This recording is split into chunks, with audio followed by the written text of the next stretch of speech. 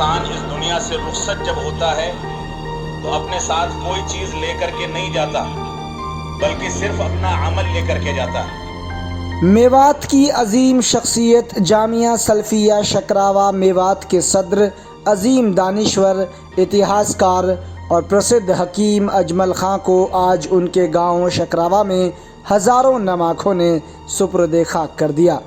کہ اللہ رب العالمین ان کی بخشش فرمائے اور ان کے درجات کو بلند کرے۔ حکیم اجمل خان لمبے عرصے سے بیمار چل رہے تھے، جس کے چلتے 88 سال کی عمر میں وہ کل انتقال کر گئے تھے۔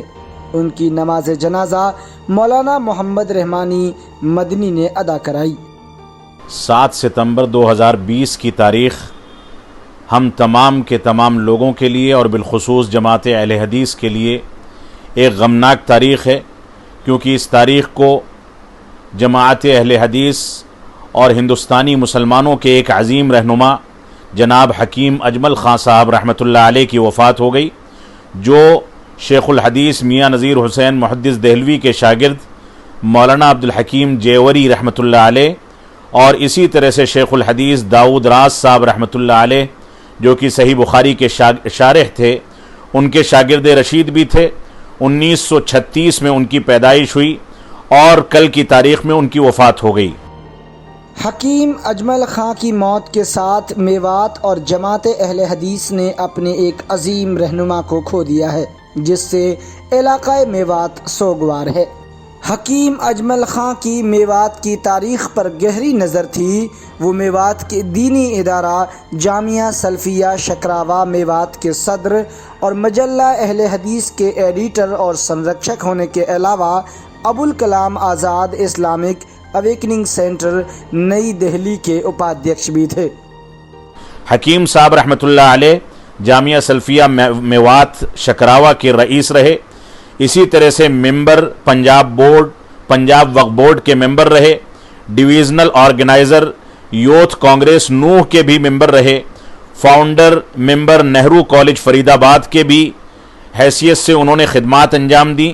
میوات کالج نگینہ سے وہ جڑے رہے، آل انڈیا یونانی طبی کانفرنس سے بھی وہ وابستہ رہے، جامعہ سلفیہ مرکزی دارالعلوم کے وہ ممبر رہے، جامعہ محمدیہ مالیگاؤں کے وہ ممبر رہے، اور اسی طرح سے انجمن ترقی اردو میوات سے منسلک رہے اور بہت سارے عہدوں پر فائز رہے۔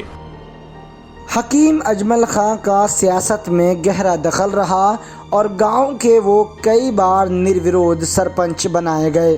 اتہاس کار صدیق احمد میو کہتے ہیں کہ ان کی زندگی نشیب و فراز سے پر رہی۔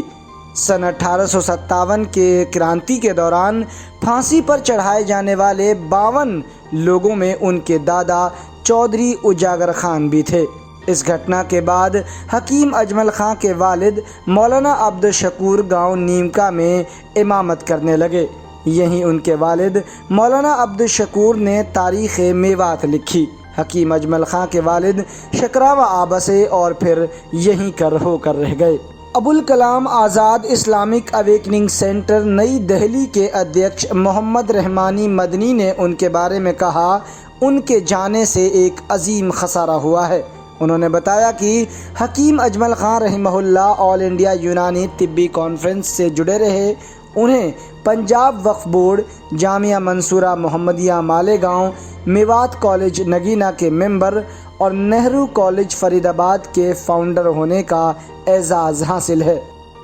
Abul Kalam Azad Islamic awakening centre نئی دہلی اور جامعہ اسلامیہ سنابل کے مؤسس میرے والد گرامی مولانا عبدالحمید صاحب رحمانی رحمۃ اللہ علیہ کے بہت قریب رہے اور ادارے کی خدمات انجام دیتے رہے، ادارے کے نائب صدر کے عہدے پر اپنی وفات تک فائز رہے، اور اسی طرح سے تصنیف و تالیف کے میدان میں انہوں نے بہت سارے کارہائے نمایاں انجام دیے۔